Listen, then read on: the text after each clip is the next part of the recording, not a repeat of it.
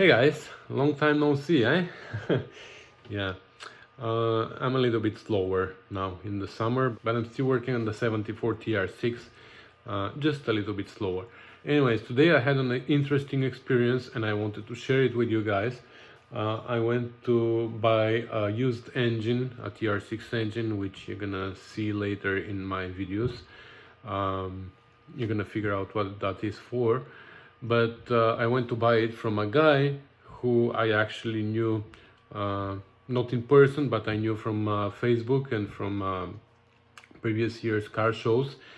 And he's a really interesting guy, and his car is really interesting. So without further ado, I'm gonna show you what my experience today was. It was really exciting.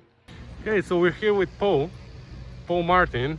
Many of you local from Toronto, you should know him. He had the Spitfire, which he turned into electric, E-Fire, and unfortunately he got into an accident in 2018, but he didn't give up and he built this ER-Fire. ER-6, yeah. ER-6, yeah, he's calling it. So something's missing from here. Yeah. And he put all electric parts and components, and he has an electric TR6. And despite that, I still have problems with the old Lucas 12-volt stuff. It's screwing me up today. So yeah, I'd be driving it. I offered some replacement smoke, but he thinks he's gonna find his own smoke. And the reason we're here is because we picked up his engine from this car, because we're gonna use it in our 74 project, but he doesn't need it anymore, obviously, with this car. Unfortunately, he has problems with the Lucas, so he can't drive it for us, but I've seen it on a video. I can drive it, I just have to jump start it. You wanna start it? I'll jump start it. Okay, he's gonna give us a little presentation. Now be careful. Get rid of it. Be careful, the noise I of... would hug you if it wasn't cold. So this is how you jump on electric ER-6. So be careful, it's deafening, you know, when it starts. When Okay. it starts, it's so loud. So Noise be alert. careful. Here we go. Oh. It's running. Oh, now the car is running. Do you hear that? I think it's smoking a little bit. I think you need to replace the valves. It's smoking a little bit. Okay. It's a nice day, we have to do this, right?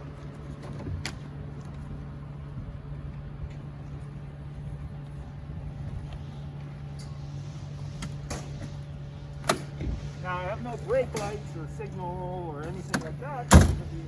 Well. But I can drive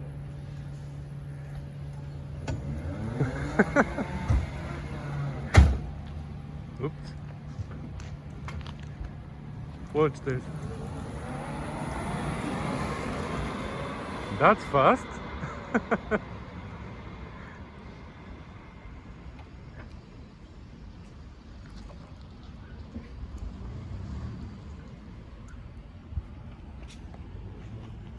Let's see, probably he's gonna come from there now.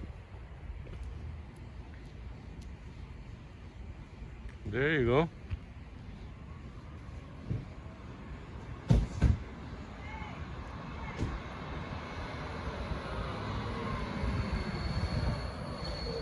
Wow. Oh, I think it's towed. Nice, beautiful.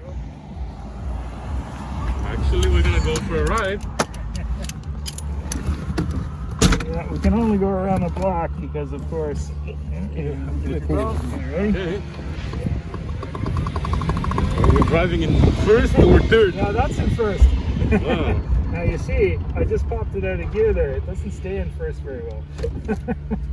The clearance here with the Toyota transmission Okay. shifter isn't. So normally I would drive it around town in second.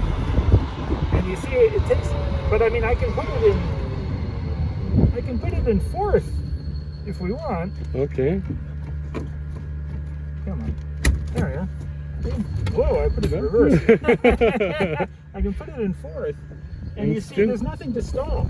Yeah, you can just drive it in fourth as an automatic car. Exactly. Wow. but of course it's much more fun because we have the shifter. Yeah. You know, the shifter gives you options. You're not choosing between high, peak top speed and off the line torque. You can choose. Now with an engine, you must, because it has very limited torque, and of course it has the tendency to stall. But with the electric, you got choices, and you can hear how quiet it is. Now, for some people, that's the wrong aesthetic. Oh no, They want the roar. They want the sound of the exhaust, and that for them is half of the fun.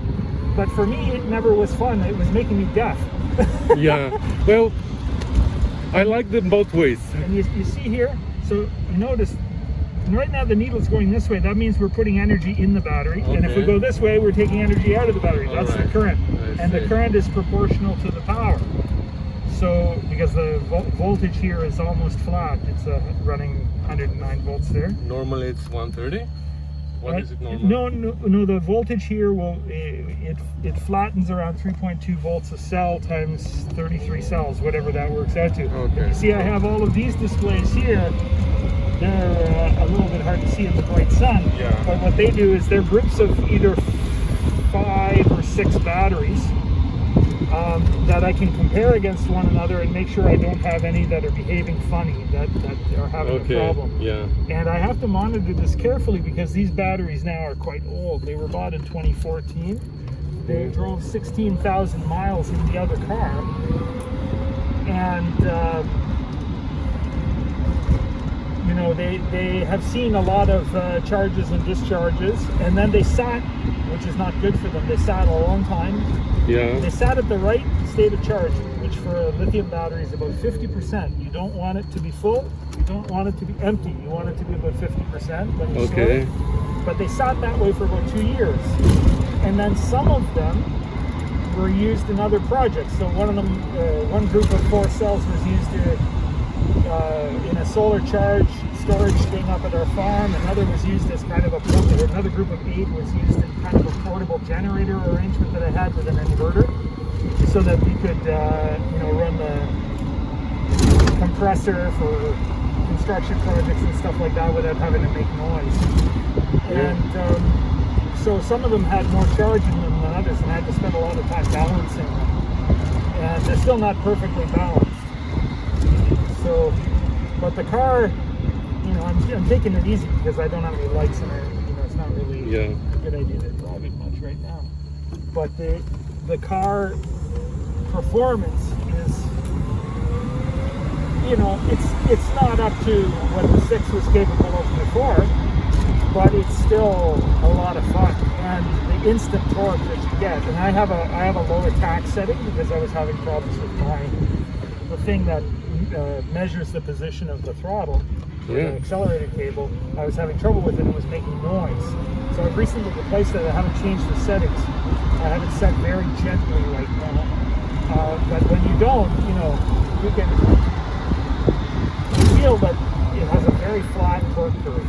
Yeah, I can feel it. And even with the weight so far ahead of the front axle, which I have because of the position of the batteries, the handling is not too bad.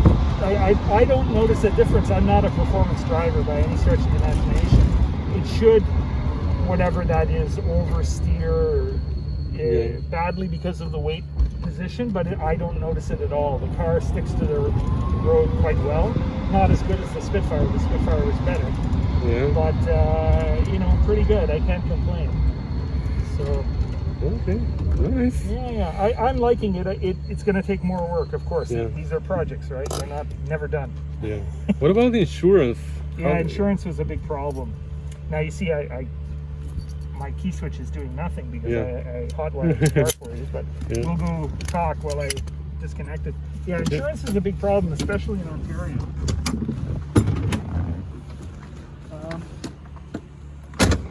And I had to deal with those guys, those insurance company guys, quite a lot.